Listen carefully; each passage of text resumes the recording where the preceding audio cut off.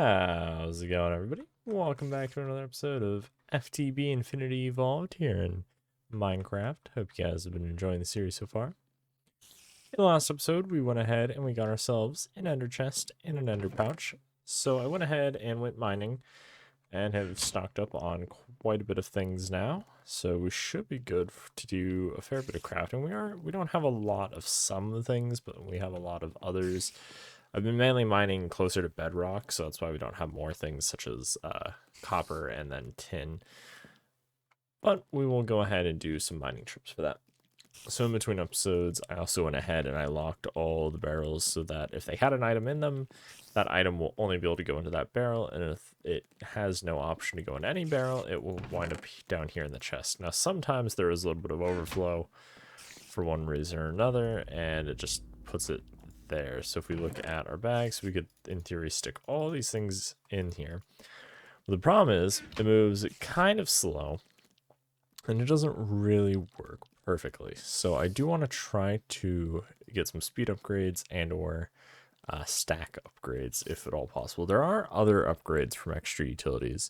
So some of these are for the receivers, some are the different ways it will do sorting. So depth first search, breadth first search, and then pseudo round robin. These aren't really necessary unless you're doing a very weird type of storage solution. So basically a quick rundown is DFS and BFS. For those of you who know programming, should be fairly familiar with that. If you aren't into programming, then, oh, hi, Mr. Enderman, please don't take a barrel. Actually, I don't know if they can pick up the barrels, but they're just the different ways. So when it comes to an intersection, it's how it decides whether it goes left or right, or does it go backwards, right? Because if you come to an intersection, so it hits this barrel, and then it decides, do I go up, or do I go left, or do I go backwards? Well, there's not really a backwards, so it has to go left or right, and then it will go to this barrel, and then this barrel has a left or right, or technically backwards, and then so from there it just kind of honeycombs out.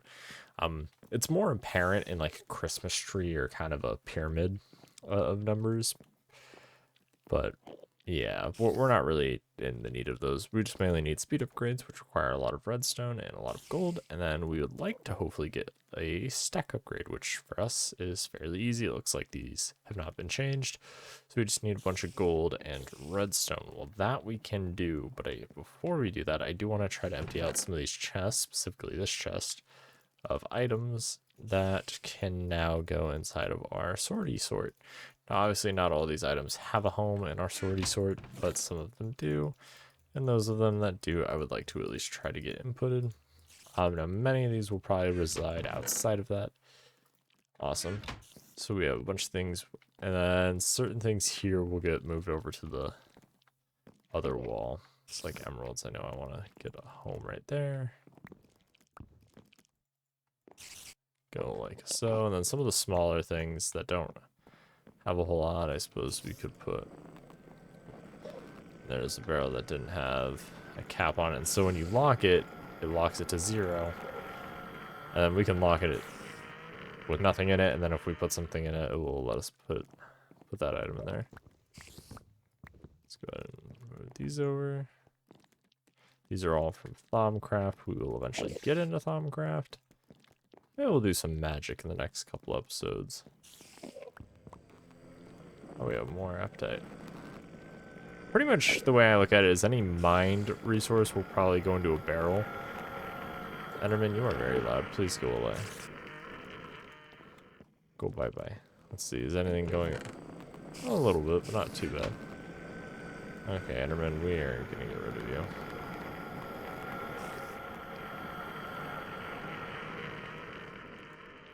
It doesn't help when all your walls are, 4 high. You can just walk freely in here. Fine, you get to live here for now. Eat a little bit of food. Now let's try to get some gold. Let's see, is this all we have smelted? It might be. Yes. Okay. Let's go ahead and grab a stack of this. Let's head over to our smelter because this does double our ore. Let's see, there's nothing in I don't think there's anything this will combine with. It might combine with the silver. We'll see. Okay, we'll see if we can get anything out of it. And we can only use one of the casting basins because I accidentally put some Enderium in here and I don't really want to get rid of it. I did blend with the Electrum, but that's fine. So to make these, we don't really, I mean, we need some gold, but we don't need that much gold. The stack upgrades don't even require blocks, so we should be good. They do require quite a lot of redstone, though. So we might even have enough to do as many as we need. So let's go grab some redstone so we can go ahead and make a couple sets of blocks.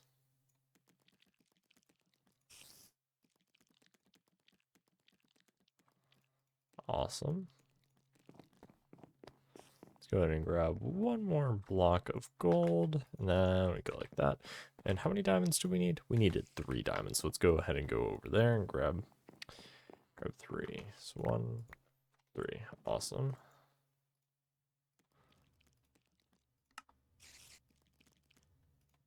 Boop, boop. Oh, make some of that. We make 12. We want to try to make 64, I believe. Let's make a stack upgrade first. So we stick the stack upgrade here. Now it's going to start happening. So up here it shows you how it's searching for the different inventories. And then there's a couple ways we can change it. So if we look in here. So what this is doing is it's going slow. So it's still scanning through each of these inventories and it's checking, see if it can go into any. The appetite should have been able to go in. Sometimes, I don't know if it's an ID or if it's just the speed. So now it's going to move the entire stack at a time. So instead of moving one thing at a time. So if I move this, it loads that entire thing as 6. I'll just stick in there. Now if we throw some speed upgrades, notice how much faster it's going. It's already going pretty quick. Pretty quick, right? But now, let's go ahead and make all of these. We need a lot more redstone. Good thing we have a lot of redstone.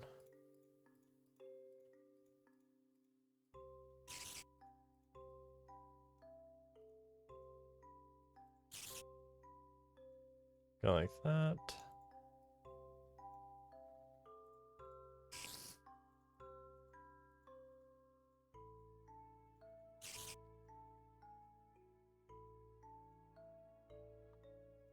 Cool.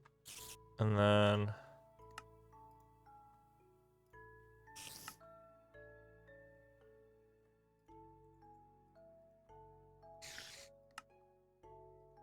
$39. Need some more gold. We need all the gold. And it's gonna give us technically we're not gonna have a nice even amount because we did have to use one for the stack upgrade.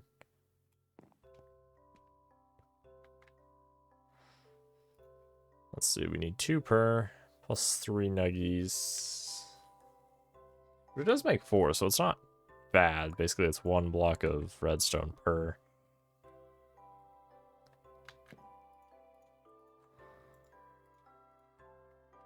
And luckily, if we need to, we can remelt those down and convert it back into bars, or I believe we can just recraft. I don't think we have to do the weird crafting. No, we can do shapeless, or shape. I know some, I do know a couple mod packs where it gets angry at you and you can't go from nuggets to bars. You have to use a compressor. Those are usually the more hardcore, but ironically, we are an expert, so thankfully it's not that painful. Let's see, how much redstone do we have? Jeez, we're gonna plow through all this.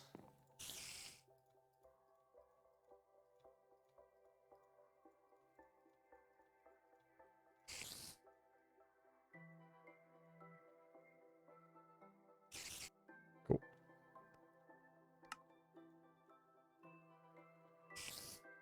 One. Alright. There we go. And then now we'll convert everything back into bars, and then we have a few nuggets left over. So, full chest.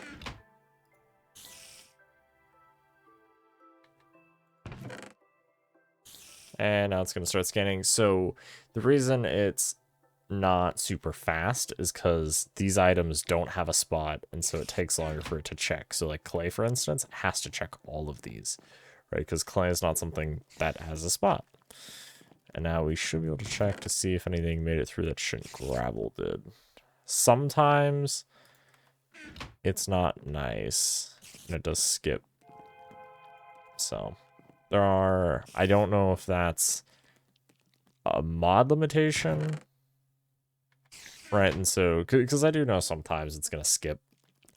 The larger the grid, the more chances or the higher the probability of it skipping past where it should have been. And again, to those of you who are programmers who have gone through that kind of fundamental topic of how it works, eventually you get to a certain size. Like, I mean, this really should be nothing. It shouldn't skip, but it's just the way Minecraft's programmed, or even the mod. But if you're dealing with an array of, you know, something like this, pretty much should never skip. The probability of it skipping is pretty much impossible, but not zero.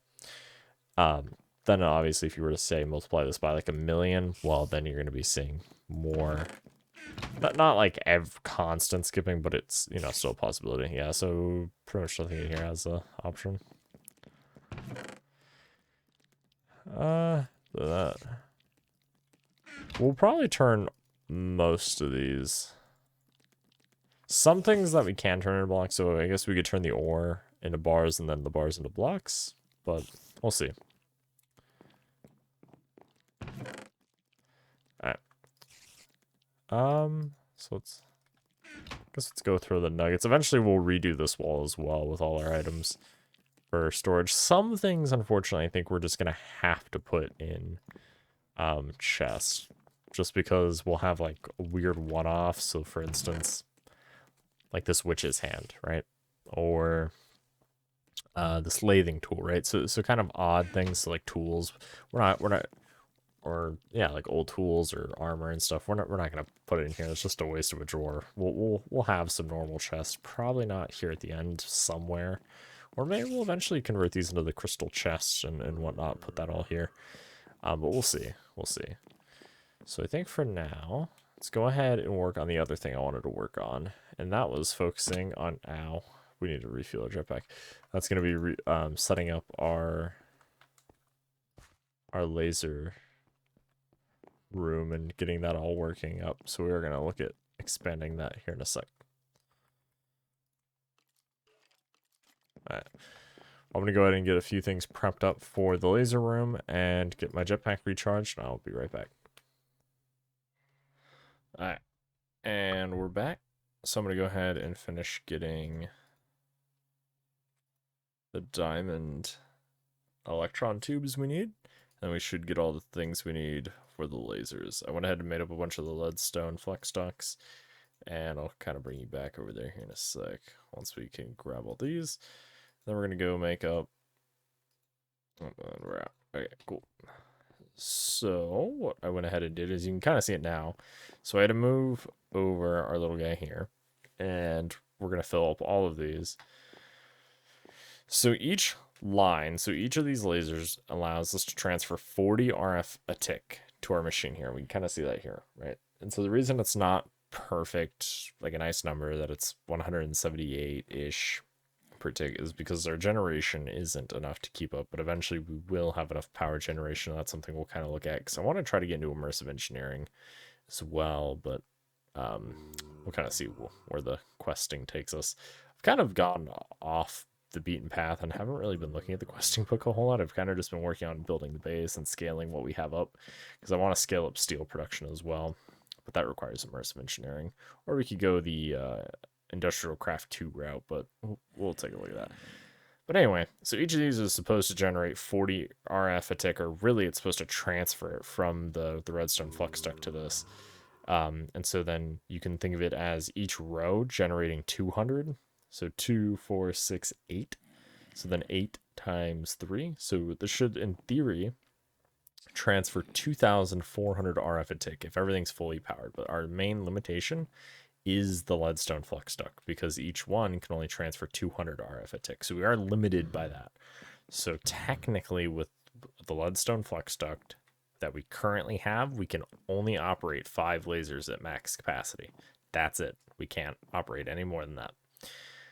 However, we will try to upgrade these. But in order to upgrade, we need to get refined iron in the hardened glass. The hardened glass isn't hard, unironically. We have plenty of lead. We can get plenty of obsidian. What it comes down to is getting lots of steel plate, which kind of, as I said, we need better steel production. We just don't have great steel production. But I do want to preemptively get all the lasers set up so that way we can get things produced as we need them. Because eventually I want to get another machine frame for the QED in order to make some of the other Ender IO things. And so it's just kind of a time-consuming process. But for now, I have it making us redstone chipsets, because we're going to need plenty of those for other things. Yeah. So let's go ahead and make some more. Let's get rid of all that.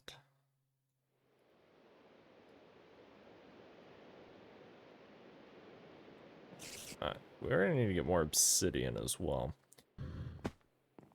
Probably what I'm... Yeah, probably what we'll do between episodes is look at which... I guess we could add them all there. Which steel process we're going to look into, because for steel... let's see if I can find the book. I don't know where I put the book. There's like, I think 2 or 3 different paths that showed we could do. Surely I didn't get rid of it. Is it over here? Yep, here it is. So, better than iron, I believe. So we can do the IC2 path of iron and get the heat generator and this.